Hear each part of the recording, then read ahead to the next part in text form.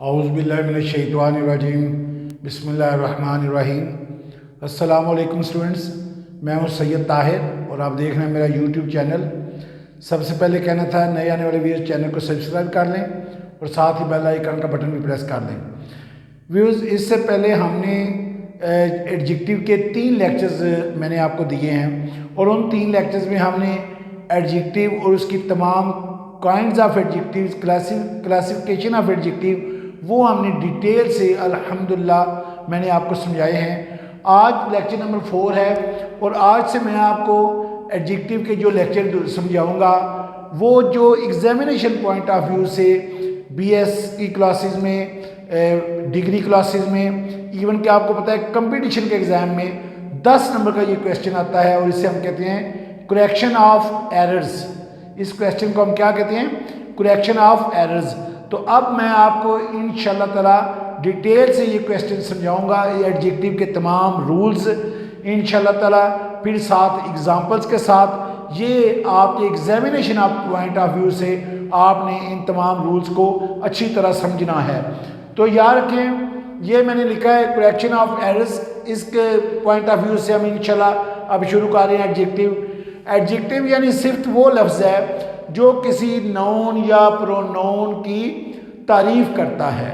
अगर एक नाउन या प्रोनाउन की तारीफ करना हो तो पहली डिग्री लगाते हैं। यानी ये आपको पता है कि एडजेक्टिव की 3 डिग्रीज होती हैं: good, better, best, much, more, most, toll, taller, tallest. तो याद रखें, जब किसी एक नाउन या प्रोनाउन की हमने तारीफ करनी है तो हम पहली डिग्री लगाते हैं। For example, he is an intelligent student, she is a good girl. ये हमने यहाँ पे पहली डिग्री लगाई है। गुड जो है पहली डिग्री है, इंटेलिजेंट पहली डिग्री है। इसके साथ हमने मोर या मोस्ट नहीं लगाया क्योंकि सिर्फ एक नाउन या प्रोनाउन की हम तारीफ कर रहे हैं।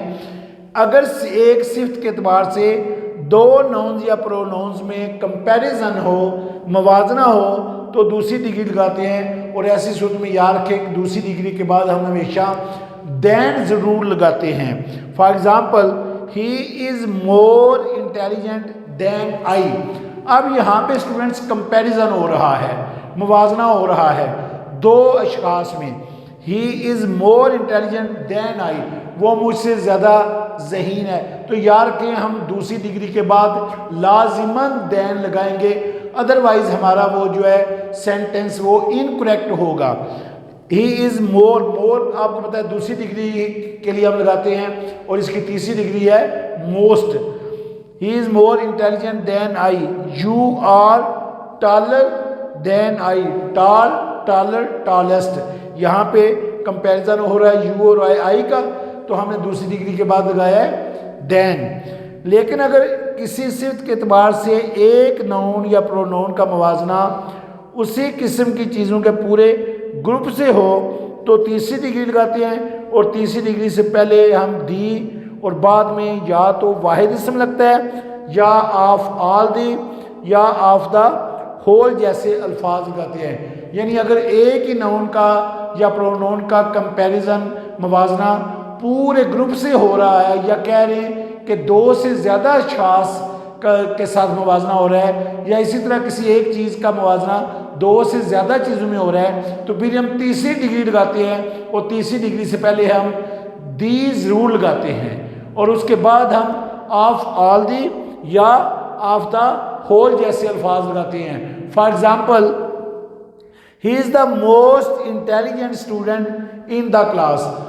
अब यहाँ पे हमने उसका मुवाजना किया है एक स्टूडेंट का पूरी क्लास के साथ। तो क्लास में आपको ये अंडरस्टूड है, ये पता है आपको कि 2 से ज़्यादा स्टूडेंट्स होते हैं, तो हमने क्या लगाया? तीसरी डिग्री। और तीसरी डिग्री से पहले हमने दी लगाया है। He is the most intelligent student in the class, या फिर he is the most intelligent of all the students in the class. यानी ये भी ठीक है। पहली किस्म ये है, he is the most intelligent student in the class, ये भी दुरुस्त है। या फिर he is the most intelligent of all the students in the class, यानी ऑफ ऑल दी भी आप लगाएं तो फिर भी ये जुमला दुरुस्त है। या फिर he is the most intelligent of the whole class. तो ये तीनों किस्म के लिहाज से ये जुमला दुरुस्त है। ये कंपैरिजन हमने पूरी क्लास के साथ कर दिया है। स्टूडेंट्स पॉइंट नंबर 2 है, अगर दो नाउन्स या प्रोनाउंस के में चॉइस हो, यानी अगर किसी सिफ्त के एतबार से दो नाउन्स या प्रोनाउंस में चॉइस हो यानी इंतखाब हो तो दूसरी डिग्री लगाते हैं, और अगर दो से ज़्यादा में चॉइस हो तो तीसरी डिग्री लगाते हैं। स्टूडेंट्स याद रखें, जब चॉइस होगी तो फिर हम लाजिमन, ये आपने ज़हन नशीन करना है कि फिर हम दैन नहीं लगाएंगे और दी लगाएंगे। दी लाजमन लगाएंगे लेकिन दैन नहीं लगाएंगे। For example, he is the taller of the two brothers, यानी हमने पहले दी लगाया, ही is the taller of the two brothers. ये चॉइस है कि वो दो भाइयों में से लंबा है। ये हम अगर हम कंपैरिजन कर रहे होते तो फिर हमने दैन लगाना था, फिर हमने कहना था he is taller then his brother, वो कंपैरिजन था। लेकिन जब हम चॉइस कर रहे हैं, इंतखाब कर रहे हैं, तो यार कि फिर हम दैन नहीं लगाएंगे, फिर हम सिर्फ दूसरी डिग्री लगाएंगे और इससे पहले दी लगाएंगे।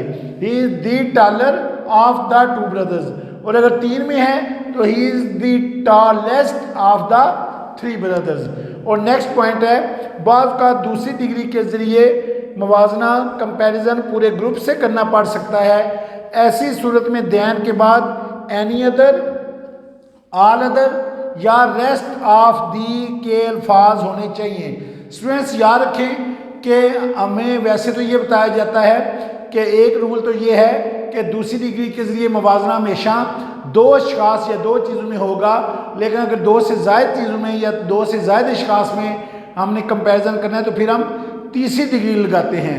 लेकिन याद रखें कि एक रूल ये भी है कि हम दूसरी डिग्री के ज़रिए भी कंपैरिजन दो से ज़ायद अशखास या दो से ज़ायद चीज़ों में कर सकते हैं, पूरे ग्रुप से कर सकते हैं दूसरी डिग्री के ज़रिए।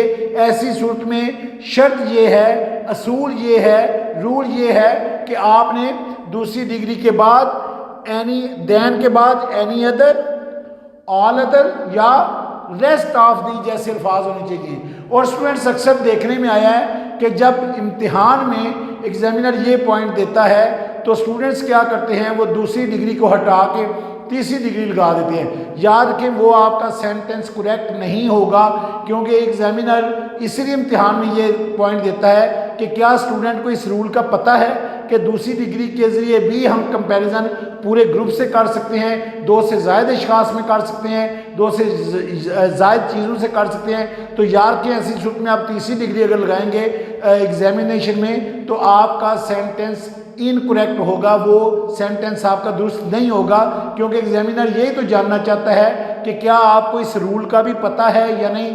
तो याद रखें कि ये रूल है कि दूसरी डिग्री के ज़रिए भी हम कंपैरिजन दो से ज़्यादा अशखास, चीज़ों या ग्रुप से कर सकते हैं। ऐसी सूरत में क्या है रूल, आपने दैन के बाद एनी अदर या ऑल अदर या रेस्ट ऑफ दी जैसे अल्फाज लगाने हैं। For example, Karachi is the largest city of Pakistan.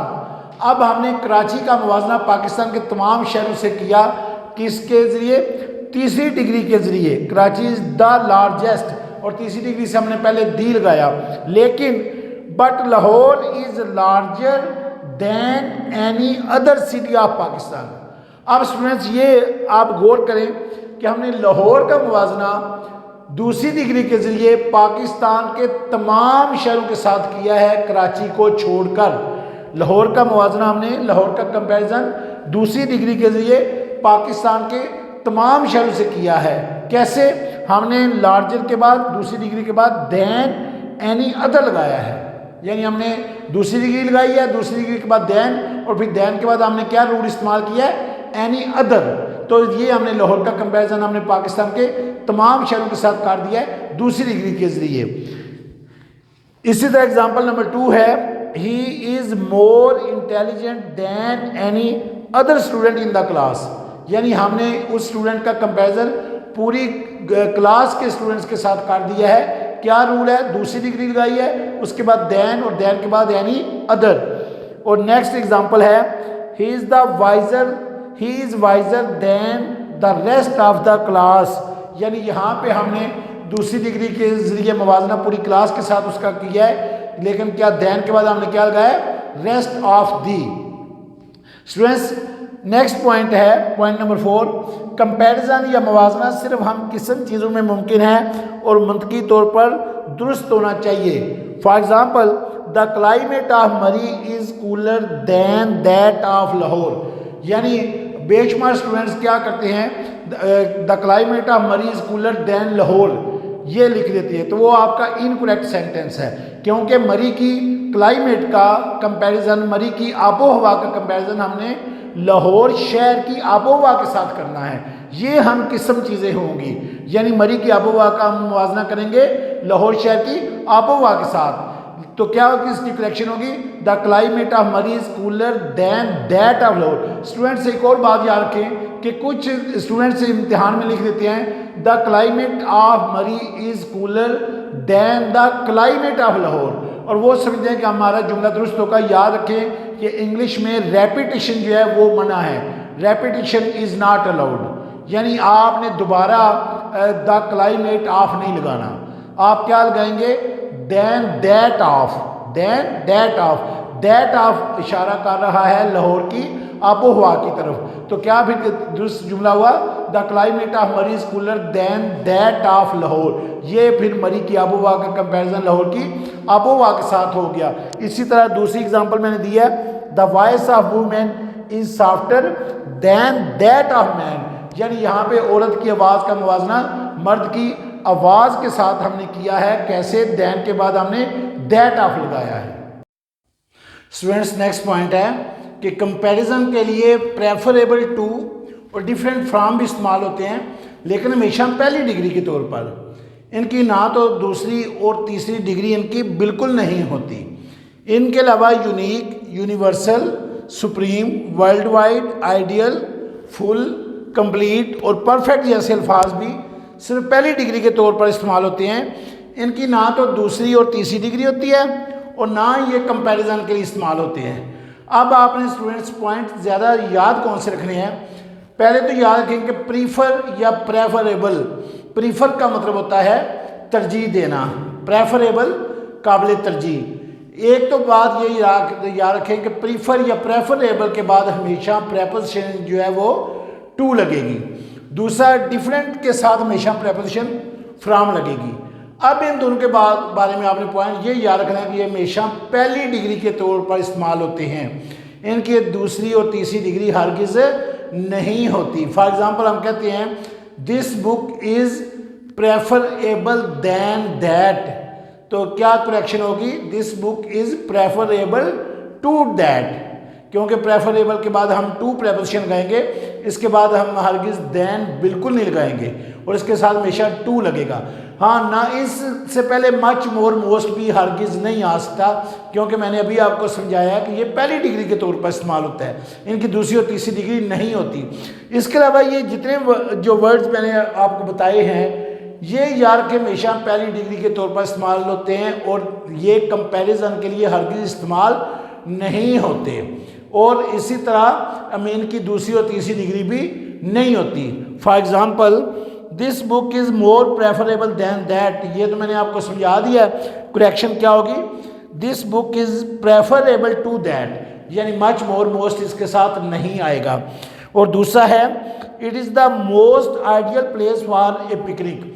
अब स्टूडेंट्स ये देखें कि मैंने अभी आपको बताया कि ये वर्ड्स ना तो इनकी दूसरी और तीसरी डिग्री होती है, ना ये कंपैरिजन के लिए इस्तेमाल होते हैं। तो अगर इनकी दूसरी और तीसरी डिग्री नहीं होती तो फिर यहाँ पे मोस्ट तो नहीं आ सकता आइडियल के साथ, इसी तरह सुप्रीम के साथ भी नहीं आ सकता। ये जितने वर्ड्स आपको नज़र आ रहे हैं, unique, universal, supreme, world wide, ideal, full, complete, perfect, इन सब के साथ मच, मोर, मोस्ट हरगिज़ नहीं आ सकता और ना ये कंपैरिजन के लिए इस्तेमाल हो सकते हैं। हम ये नहीं कह सकते कि this book is more ideal than that, no, हम ये कंपैरिजन के लिए इस्तेमाल हो ही नहीं सकते।